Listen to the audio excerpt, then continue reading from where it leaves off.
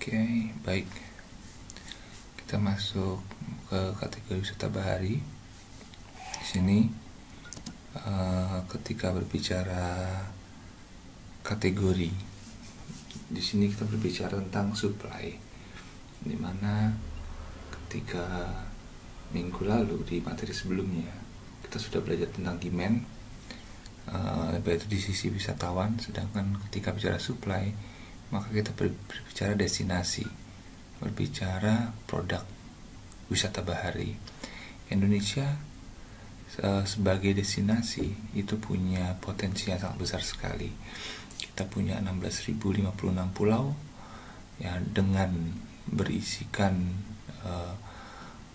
kekayaan ekosistem pesisir dan laut seperti terumbu karang dengan 950 spesies, lalu ada ikan tropisnya 8.000-an lebih dan 500-an lebih spesies rumput laut dan 18 spesies padang lamun. Kemudian selain biotiknya, selain biota dan ekosistemnya pesisir dan laut, Indonesia juga memiliki budaya bahari yang tersebar di Sumatera, dari Sabang sampai dengan Merauke ya. Peradaban dari masyarakat Indonesia, suku-suku yang ada di Indonesia itu dekat dengan pesisir, maka bentuk sebuah budaya yang lekat dengan lingkungan pesisir, bagaimana berinteraksi dengan alamnya, bagaimana mereka membaca kondisi alam, bintang untuk menentukan arah dalam nelayan dan sebagainya. Maka terdapat budaya-budaya yang termanifestasi dalam bentuk upacara mungkin, kemudian ilmu pengetahuan dan ikatan sosial di budaya bahari sendiri, dan itu menjadi daya tarik yang menarik untuk pariwisata. Kemudian dengan adanya pengkategorian, maka wisata bahari ini akan mudah untuk dianalisis, mudah untuk dilakukan analisis untuk memenuhi kebutuhan dari pasar dan permintaan wisatawan. Terdapat 4 kategori sesuai dengan buku dari Mark Oram, yaitu marine tourism. 4 kategori ini ada activity based marine tourism atau wisata bahari berbasis aktivitas. Yang kedua, wisata bahari berbasis alam. Yang ketiga, wisata bahari berbasis budaya, sosial budaya, dan terakhir adalah wisata bahari berbasis event. Saya jelaskan yang pertama terkait wisata bahari berbasis alam, di mana wisata bahari berbasis alam ini tergantung kondisi lingkungan. Ketika kondisinya itu cocok untuk suatu aktivitas, maka pengembangannya akan lebih tepat untuk diarahkan ke aktivitas tersebut. Sebagai contoh, ketika terdapat ombak surfing, maka akan lebih baik destinasi tersebut dijadikan sebagai destinasi surfing, sehingga pemenuhan fasilitas, kebutuhan itu disesuaikan dengan demand-nya, sesuai dengan pasarnya, yaitu para surfer. Kemudian sama dengan suatu wilayah atau destinasi yang berisi ikan-ikan besar, atau ikan-ikan yang memang menjadi buruan para angler, maka pemenuhan kebutuhan fasilitas sebagainya disesuaikan dengan kebutuhan para wisatawan. Maka pengembangannya itu tidak sembarangan, tapi sesuai dengan pasarnya, atau bisa dibilang market driven. Ini contoh di Indonesia, di Pulau Mentawai, di mana sebagai destinasi aktivitas selancar ya, dan ini sudah terkenal di dunia, jadi menjadi salah satu destinasi surfing terbaik, dan ini memiliki 32 titik surfing, sehingga semua level itu bisa menikmati berselancar di Mentawai, karena tersebar di 32 titik dengan segala levelnya, mulai dari pemula sampai yang profesional pun itu bisa berselancar di tempat ini. Kemudian di Laut Banda, Laut Aru, dan Laut Fak-Fak. Di sini tempatnya ikan-ikan besar ya, ikan-ikan besar yang di daerah timur Indonesia itu cukup banyak ikan besar, dan itu menjadi destinasi untuk para penggiat atau penghobi memancing ya. Dan wisatawan atau wilayah tersebut bisa dikembangkan sesuai dengan kebutuhan wisatawan gitu. Jadi pengembangannya akan lebih tepat ketika di sana ada pelabuhan ya, atau mungkin ada penyewaan kapal dan guide ya, penunjuk arah di mana spot memancing yang ikannya besar dan sebagainya. Maka itu akan lebih menarik untuk dijadikan daya tarik wisata bahari. Selanjutnya wisata bahari berbasis alam. Di sini ketika berbicara alam sebenarnya sudah terjadi perubahan paradigma di mana wisatawan itu sekarang mulai mencari sesuatu yang indah, beralih ke alam ya, back to nature. Dan Indonesia memiliki itu semua. Indonesia memiliki keindahan alam terutama di pesisir dan laut ya, dan memang paling banyak lebih dominasi oleh destinasi berbasiskan taman nasional sebenarnya, karena di taman nasional meskipun dilindungi terdapat undang-undangnya dan sebagainya, namun ada zonasi di mana ada zona pemanfaatan yang bisa dimanfaatkan untuk pariwisata salah satunya. Dan contohnya banyak ya. Di sini ada Wakatobi, Sulawesi Tenggara. Di sini kawasan nasional, taman nasional, di mana ekosistemnya itu luar biasa kaya sekali untuk ekosistem bawah lautnya dengan 750 spesies karang dan 112 jenis karang. Lalu ada juga penyu yang bermain di sana sehingga menjadi tarik untuk para wisatawan melihat. Meskipun destinasi ini perlu diving ya, aktivitas untuk melihatnya, tapi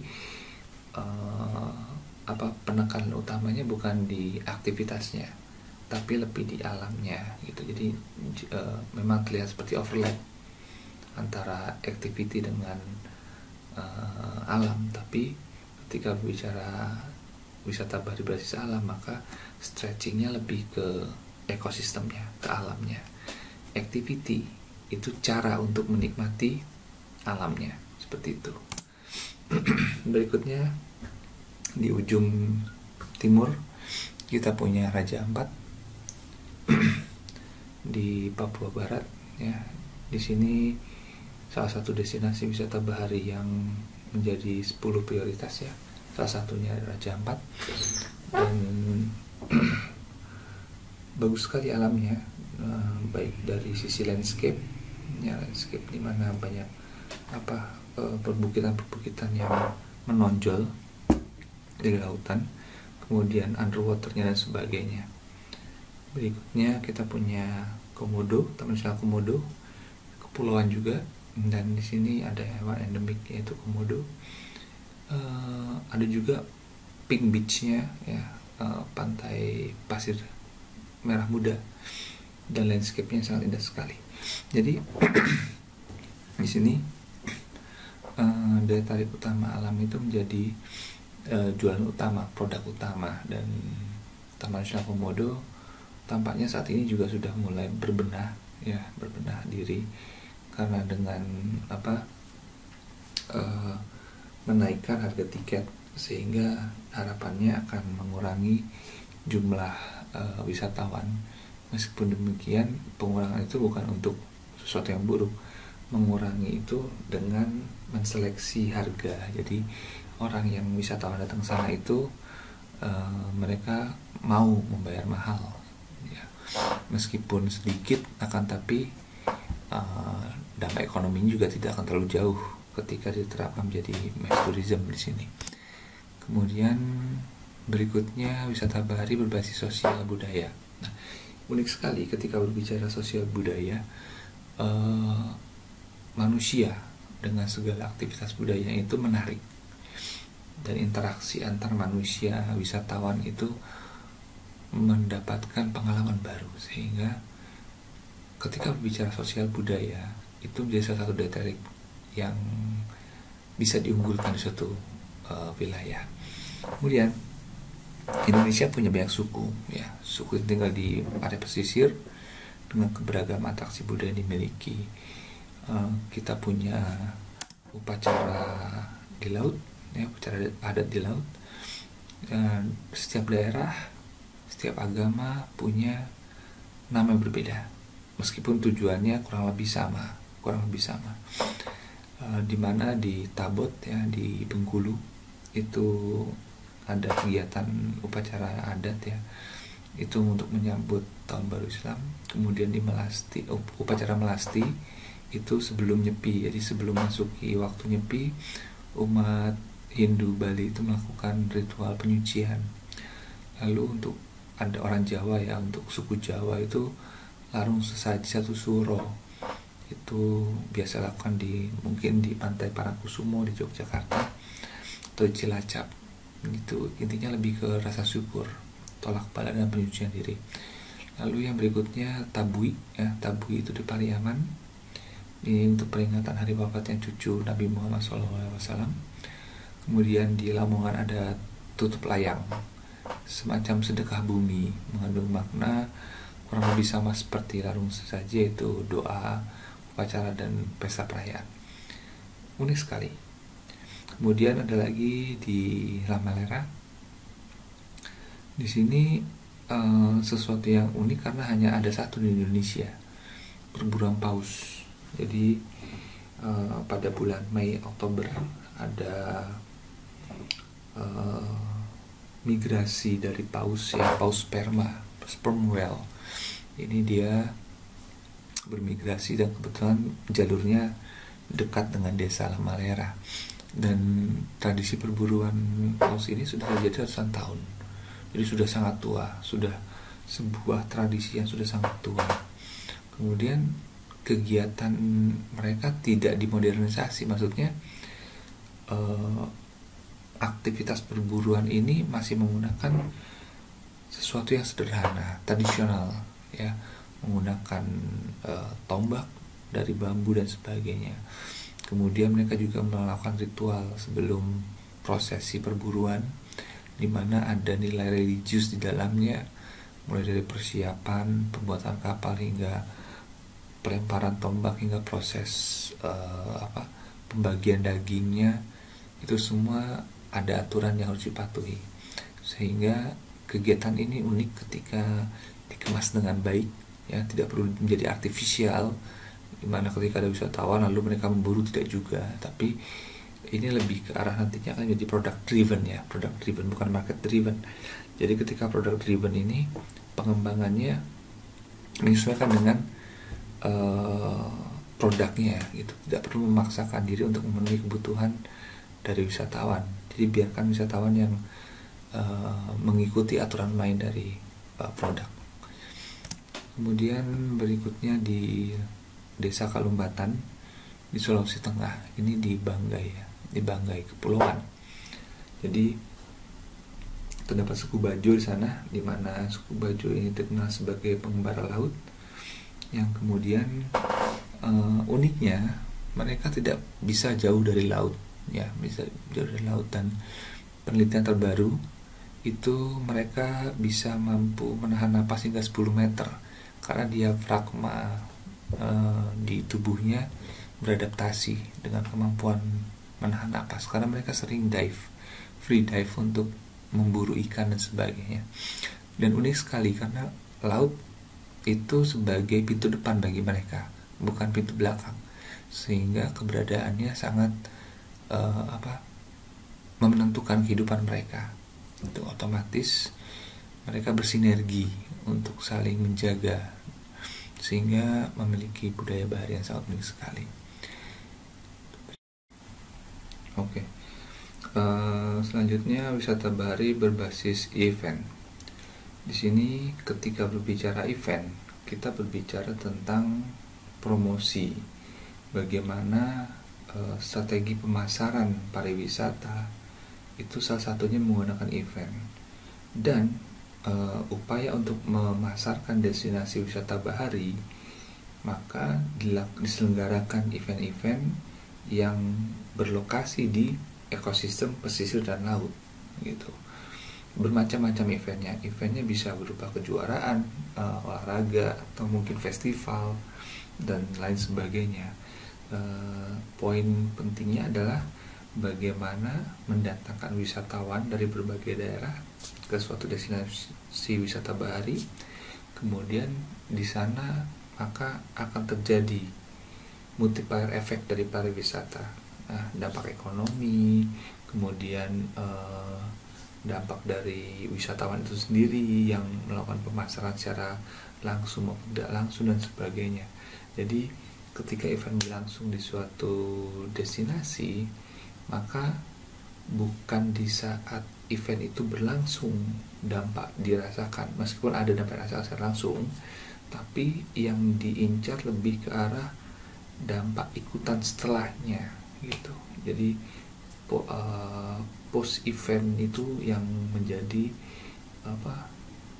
target utama dari penyelenggaraan suatu event. Jadi biar orang yang saat ikut dalam event tersebut kemudian akan jadi repeater dan sebagainya, dia mengajak keluarga, rekan dan sebagainya. Kemudian dan bermacam sekali event-event ya terkait wisata bahari. Salah satunya yang paling besar itu Sail Indonesia. Ini event yang sudah berlangsung sejak tahun 2009 dan 2020 ini direncanakan bernama Sail Lampung. Berarti destinasi akhirnya itu di Lampung, dan setiap judul dari penyelenggaraan Sail Indonesia ini berbeda-beda. Ini nih tergantung dari destinasi di mana event itu berlangsung, dan direncanakan pada tahun 2021 itu di Tarakan. Nah, sejarahnya ini panjang sekali, sejarah dari Sail Indonesia, di mana awalnya sebuah perlombaan yacht Darwin to Dili ya pada tahun 73 yang kemudian diteruskan oleh pemerintah Indonesia untuk menjadi ajang promosi destinasi wisata bahari.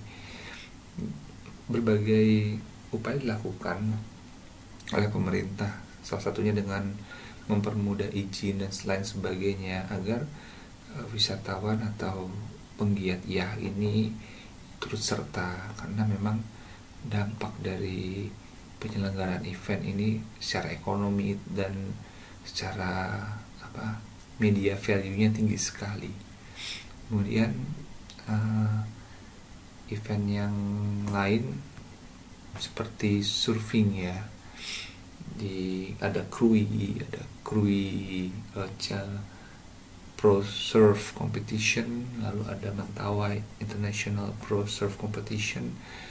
Di Bali juga ada Rip Curl Open Competition dan etc. Dan di sini salah satu contoh ketika Mentawai sebagai destinasi surfing otomatis menjadi layak untuk diselenggarakan sebuah kejuaraan internasional, dan sudah dalam beberapa tahun belakang ini diselenggarakan di Mentawai. Dan salah satu contohnya di tahun 2013 ya, di mana terdapat 43 peselancar dari internasional dan nasional, dan di sana lebih ke arah yaitu bagaimana ketika eventnya berlangsung maka secara ekonomi di Mentawai akan mendapatkan dampak ekonomi secara langsung, dan media blow up dari kegiatan ini akan meningkatkan image yang baik untuk Mentawai dan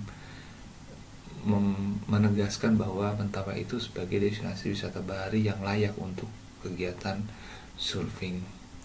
Jadi banyak sekali event ya, mungkin ada perlombaan fotografi bawah laut, kemudian ada perlombaan voli pantai, Bali Triathlon dan lain sebagainya.